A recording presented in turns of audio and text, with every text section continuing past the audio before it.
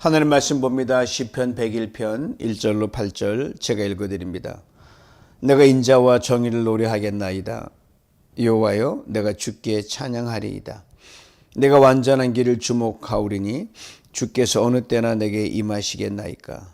내가 완전한 마음으로 내 집안에서 행하리이다. 나는 비천한 것을 내 눈앞에 두지 아니할 것이요 배교자들의 행위를 내가 미워하오리니 나는 그 어느 것도 붙들지 아니하리이다. 사악한 마음이 내게서 떠날 것이니 악한 일을 내가 알지 아니하리로다. 자기 이웃을 은근히 헐뜯는 자를 내가 멸할 것이요 눈이 높고 마음이 교만한 자를 내가 용납하지 아니하리로다. 내 눈이 이 땅에 충성된 자를 살펴 나와 함께 살게 하리니 완전한 길에 행하는 자가 나를 따르리로다. 거짓을 행하는 자는 내 집안에 거주하지 못하며 거짓말하는 자는 내 목전에 서지 못하리로다. 아침마다 내가 이 땅의 모든 악인을 멸하리니 악을 행하는 자는 여호와의 성에서 다 끊어지리로다. 아멘.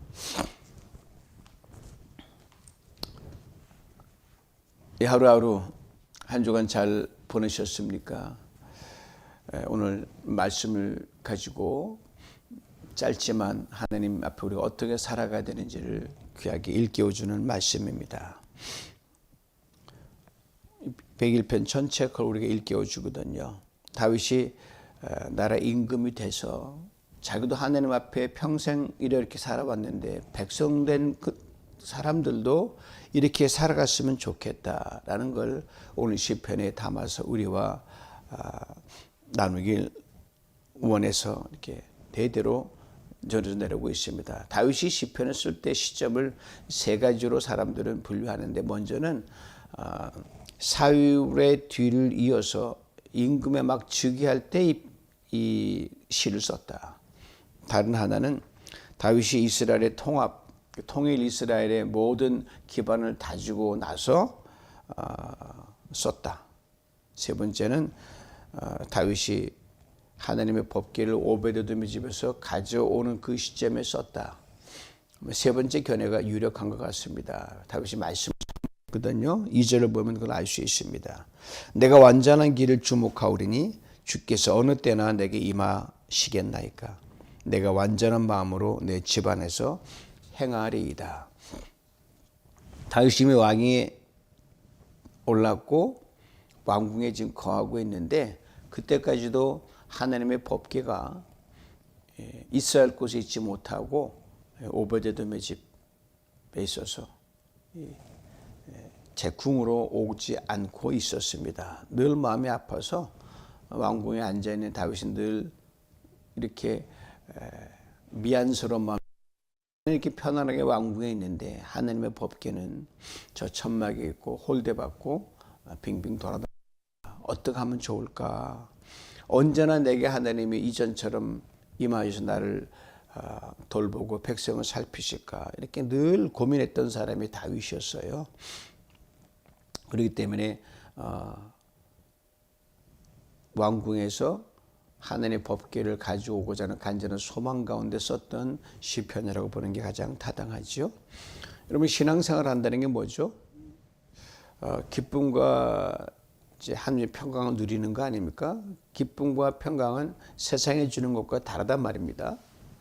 그러니까 하나님을 진정 아는 사람은 그 기쁨이 세상 기쁨과 달라요. 평강도 세상 평강이 다릅니다. 모든 게 안정되고 아무 일 없을 때 나타나는 그런 기쁨이 아니라, 요동치고 별 난리 다 있어도 거기에서 탁월한 기쁨을 맛보고 탁월한 평강을 누리는 게 하나님을 진정 아는 자가 누리는 기쁨과 평강입니다. 그러니까 단순히 하나님 믿는다라고 하는 그 어떤 초보적인 아니면 종교적 수준의 거라면 쉴 새 없이 그 기준을 벗어나면 흔들리죠. 기쁨을 잃어버리고 평강을 놓친단 말입니다. 그러니까 어떤 일이로 따라 여전히 하나님 나를 기쁘게 하시고 평안을 주신다라고 하는 걸 경험하는 거죠. 그러니까 모든 상황에, 그러니까 항상 기뻐하라, 쉬지 말고 기도하라, 범사에 감사라는 게 항상성, 이게 바로 뭐냐면은 초월적인 거죠. 이런 간증을 쉬업 토해내는 거예요. 잘 될 때 참 좋다 하는 건 누구나 할 수 있어요. 일이 안 풀리고 힘들 때. 세상에 참 얼마나 참 희한이 벌어집니까? 지나고 나니까 사실 뭐 대단한 게 없거든요. 이거 알면 여전히 하나님이 컨트롤하고 계시고 내 삶에서 기쁨을 주시고 평강을 주신다. 이 간증이 있는 삶을 매일 토해내는 거죠. 좋으나 싫으나 어려우나 평강이나. 1절에 인자와 정으로 되어 있는데 하나님이 세상을 다스리는 두 개의 큰 축입니다. 두 개의 원칙이죠. 인자와 공의라고도 할 수 있고 사랑과 공의라고도 할 수 있고 다시 한번 은혜와 율법이라고 할 수 있습니다. 이거는 완전한 거거든요. 이 두 개의 축을 가지고 우리를 다스려 나가시죠. 이렇게 마치 양을 몰듯이. 근데 우리가 이걸 다 알 수 있도록 행해지지 않기 때문에 다 알면 우리가 얼마나 좋겠어요. 하나님 우리가 다 알면 교만해질 수 있고 그래서 세상 돌아가는 걸 다 알면 우리가 오늘에 집중 못하니까 그래서 곤고한 날에는 기도하게 하시고 또 기쁜 날에는 기뻐하고 그런데 바짝 나를 쫓아오라 이 말이죠. 그러니까 이걸 다 모르니까 사랑의 하나님이신데 어떻게 이럴 수 있냐 그렇게 볼면서를 하잖아요. 정의롭고 공의로우신 하나님은 어떻게 세상에 악으로 가득 차냐. 왜 하나님은 가만히 있냐. 저런 사람 그만둬. 이렇게 외친단 말입니다. 그러나 여전히 하나님의 자비와 하나님의 공의는 도도한 강물처럼 흘러갑니다. 때론 절절절 들리지 않는 시냇물처럼 흘러가고 있어요. 여러분 지구가 지구축을 23도 기울어도 빙빙 돌아가는 소리가 굉장히 크거든요. 안 들립니다. 하나님의 공의가 이처럼 웅장합니다. 들리면 큰일 나죠. 그 다음에 개미가 떠드는 소리는 안 들리죠. 그냥 들을 수 없어요. 하나님의 자비는 이처럼 세미합니다. 그래서 하나님의 공의는 메가 큰 규모로 볼 수 있고 하나님의 자비는 미니 작은 규모로 볼 수 있는데 여러분 놀라운 것은요. 하나님의 자비가 공의를 덮는다는 겁니다. 은혜가 율법을 덮는 것처럼. 우리 그래서 살아가는 거 아닙니까? 부모가 자식을 때릴 땐 마음이 아프죠. 그러나 때린 후에 자녀를 품고 다시 사랑으로 품고 더 많이 사랑하고 가도록 도와주지 않습니까? 하나님의 공의와 심판 또한 표현은 다르지 같은 거예요. 두려워할 것이 없는 겁니다. 우리는 하나님의 심판이 무서워서 벌이 무서워서 신앙생활한다. 그건 정말 피곤한 겁니다. 하나님은 우리를 왜 야단치시고 공의롭고 하시냐. 사랑할 자를 더 사랑하시려고 존중할 자를 더 존중하게 하시려고 더 올곧게 어제보다 오늘보다 내일 더 나은 사람으로 갈 수 있도록 붙드신 하나님의 오른손이에요. 그러니까 그것만 하면 되니까 여전히 자상한 손길로 우리를 다듬어 주시죠.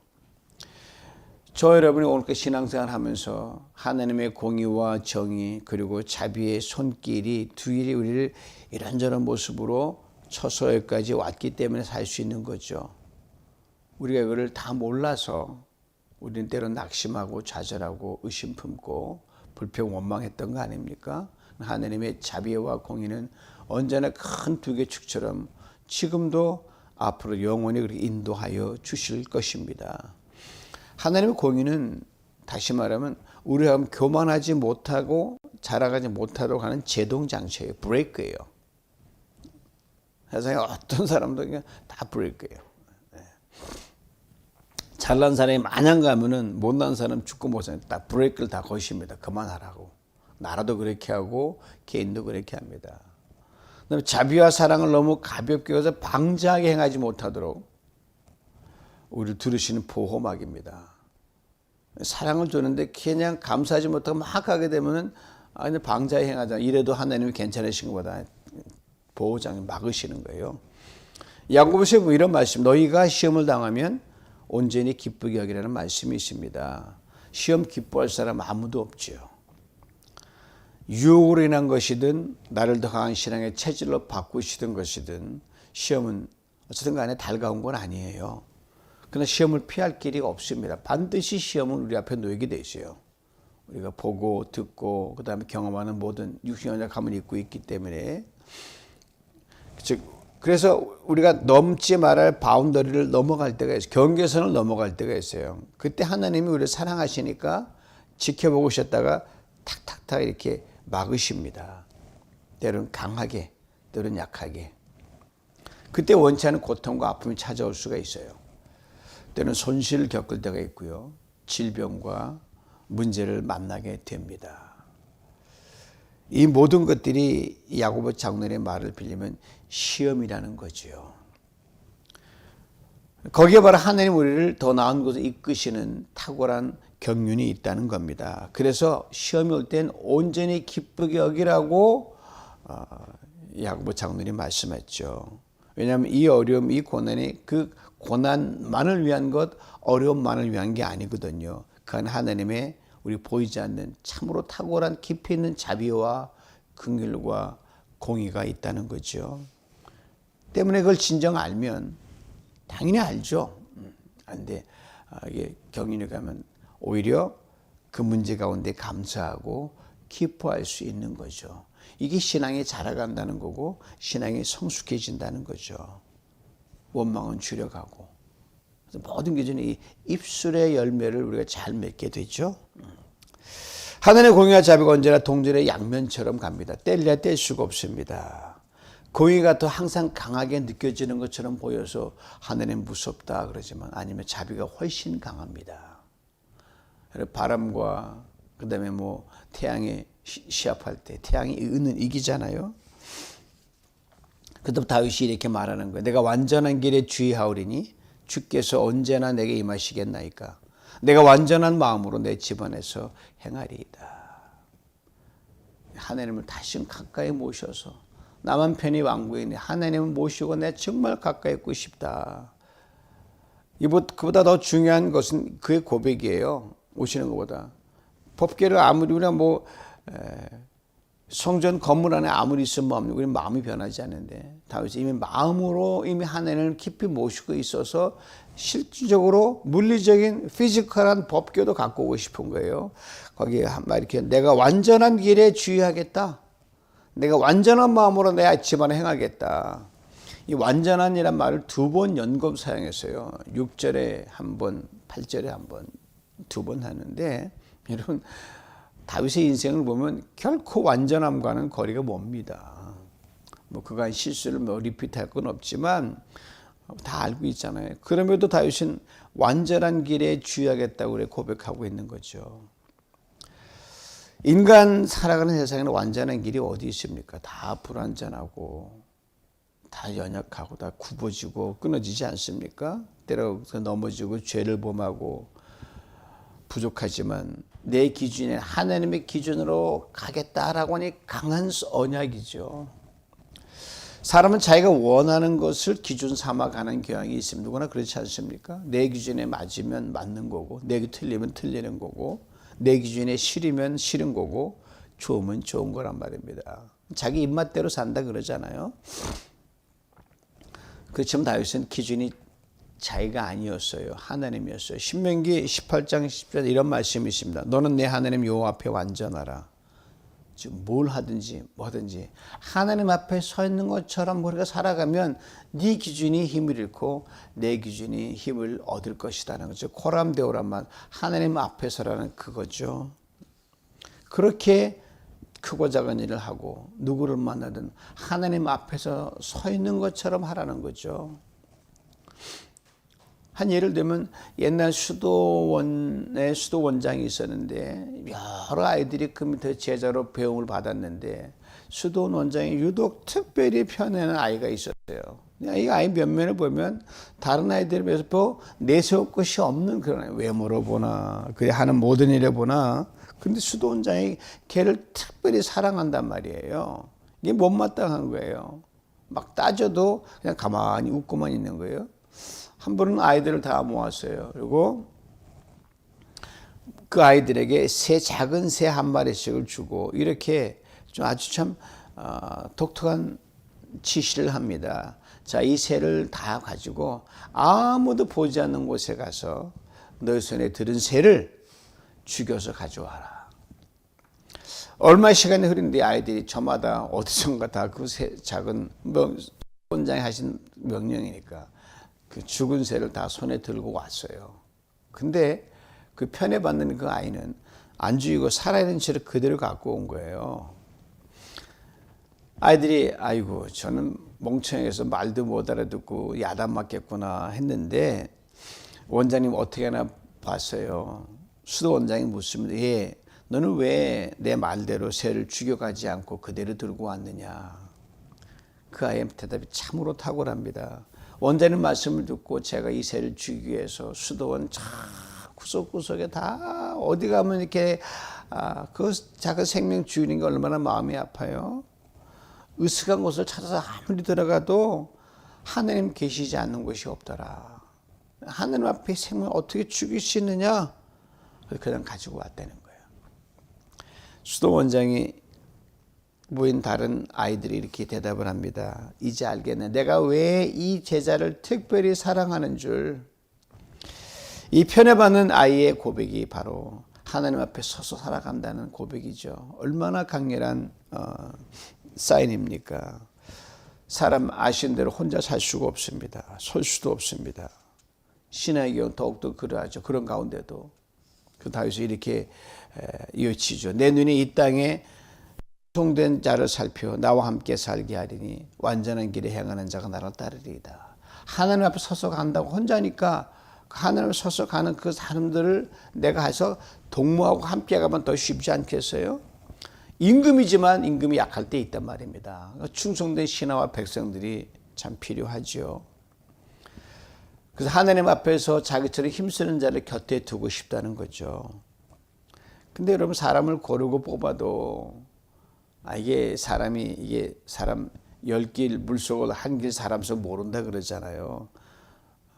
좋은 부하도 있지만 나쁜 부하도 있었고 그렇거든요.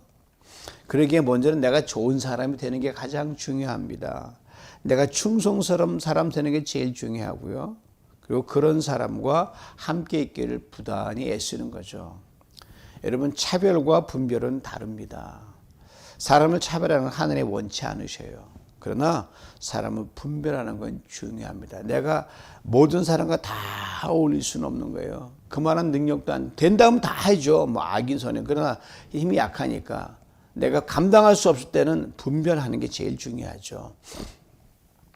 그 분별하지 못하여 사람을 사귀게 되고 하게 되면 그로 인한 손실이 때는 엄청날 때 있고 특별히 신앙인의 경우는 결정적인 의미입니다. 그래서 가야 될 길과 가지 말아야 할 길을 구별하라는 거죠. 그리스도인은 더더욱 중요합니다. 단순히 물질로 손해를 봤다는 게 아니에요. 영적으로 엄청나게 손해를 보고 맙니다. 그래서 오늘 본문에는 7가지를 짧게 하면서 우리가 분별해야 할 사람들을 분명하게 그냥 비천한 사람, 이게 뭐냐면요, 뭐 신분이 천하다는 게 아니에요. 늘 무너뜨리고 파괴하는 사람이에요. 그 사람 옆에 있으면 항상 뭐가 부셔져요. 말도 그렇고 행동도 그렇고 피하는 거죠. 배교한 사람, 항상 삐딱한 사람이 있어요. 피하는 거죠. 사악한 사람, 비슷한 매사가 삐뚤어지는 거 있어요. 은인이 헐뜯는 사람, 이웃을 은밀하게 중상하는 사람, 뭐 속상하면 뭐 흉볼 수 있죠. 그러나 이것이 체질이 되면 안 되죠. 눈이 높은 사람, 거만한 사람이죠. 마음이 교만한 사람, 남을 무시하는 거죠. 겉으로도 그렇고 속으로도 그렇고. 그다음에 거짓말하는 사람. 우리가 완전할 수 없기 때문에 때로는 뭐 선의의 거짓말이 있다고 하잖아요. 근데 이게 어쩌다 그렇다고 몰라요. 그런데 이거 체질이 된 사람이 있어요. 다릅니다. 그건 분별을 해야 됩니다. 분별하지 않으면 안 됩니다. 그들은 지남철 같다가 잡아 끌어요. 그러게 다윗은 3절에 고백하잖아요. 나는 그 어느 것도 붙들지 아니하리이다. 그리고 피한다는 거죠. 그래서 베드로전서 3장은 이렇게 말합니다. 5장은 근신하라 깨어라 내적 마귀가 우는 싹 두루 삼킬 자를 찾는다 그랬거든요. 사탄이 여러분 뿔 달린 게 아니에요. 반드시 사람을 통해 접근합니다. 그 다윗은 얼씬도 못하게 분별해서 차단시킨다는 거죠. 그렇다고 신앙의 이력이 붙어서 나름대로 신앙생활 잘하냐, 오토매틱 되느냐? 아니에요. 아침마다 내가 이 땅의 모든 악인은 멸하지 내가 삼가한다는 거예요. 어제 내가 이겼어도 오늘 이기냐? 아니에요. 그렇게 매일매일 결단하고 새롭게 정진하지 않으면 내가 무너진다는 거죠. 어제 신앙생활 잘했다 오늘 잘합니까? 아니거든요. 어제 내 기도 찬양했다 오늘 또 합니까? 아니거든요.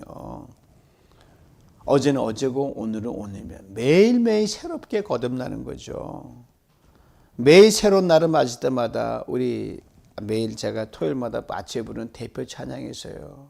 살아가려다 많은데 매일매일 아침을 깨워 하나님 주 이끌지 않으면 나는 살아갈 수 없습니다. 이렇게 기도하는 거죠. 그래서 토마스 라이라는 사람은 오늘 시편을 걸어서 모닝 엑서사이즈 삶이라고 해서 아침에 일어나면서 한번 쫙 프레시하게 훑어보는 그 시편이라고 그랬어요. 한 주가 참 빨리 지나갔습니다. 그렇죠? 지난 6일 때 여러분 삶이 얼마나 어떻게든 저는 알 수가 없지만 다시 하나님 앞에서 새로운 은혜로 덧입고 다시 긍휼의 옷을 덧입는 가운데 새로운 또는 출발을 하는 끝이지만 끝에서 시작을 여는 복된 여러분 될 수 있기를 축복합니다. 그래요. 우리 전방에서 흔들리는 여러 많은 유혹들을 이것들을 철저하게 쳐내면서 분별하면서 다시금 새로운 충성된 사람으로 신실한 사람으로 내가 되고 그런 사람과 함께 걸어가는 그래 예비된 축복을 다 받아 누리는 여러분과 제가 되기를 주님의 이름으로 축원합니다. 아버지 주신 말씀 따라 사람 앞이 아니라 하나님 앞에서 살아가는 자 되게 하여 주시옵소서. 완전하지 못한 우리지만 주의 완전하신 길을 기준 삼아 매일매일 새롭게 결단하며 그렇게 중생하게 하여 주시옵소서. 우리 마음과 삶을 붙들어 주시고 인자와 공이 흔들리지 않으며 겸손히 서서 이 하루를 승리하는 하루로 살아가게 하여 주옵소서. 예수님의 이름으로 기도하옵나이다. 아멘.